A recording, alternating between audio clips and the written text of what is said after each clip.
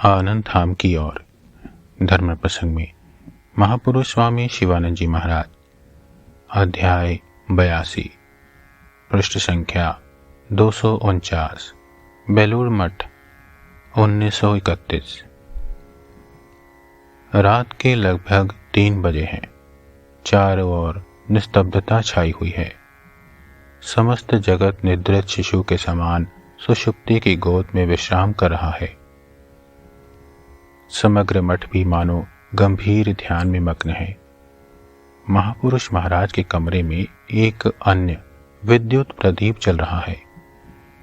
वे निकट स्थित सेवक को लक्ष्य करके बोले, देखो, गहरी रात में खूब जप करना। जब ध्यान के लिए यह अत्यंत उत्तम समय है।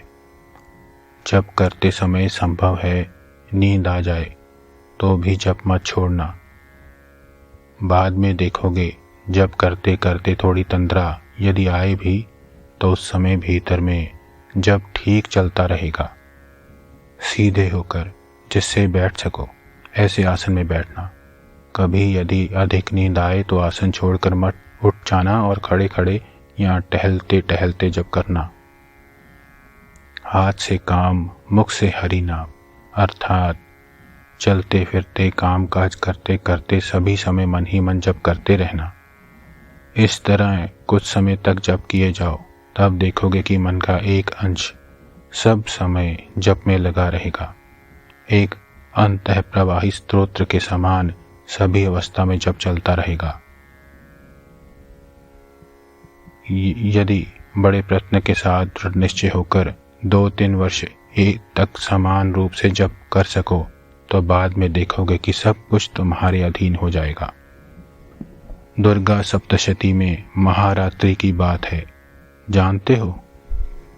यह महारात्रि ही है साधन भजन का उत्तम समय। उस समय एक आध्यात्मिक धारा बहती रहती है। मन जितना सूक्ष्म होगा उतना ही इस धारा के प्रवाह को समझ सकेगा। साधु रात में अधिक क्यों सोए?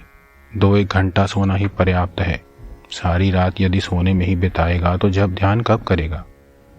महानिशा में समस्त प्रकृति शांत भाव धारण करती है। उस समय थोड़े से प्रयत्न से ही मन स्थिर हो जाता है। हृदय में उच्च भाव और उच्च विचार सहज में ही आ जाते हैं। ओम श्री राम कृष्णार्पणमस्तु।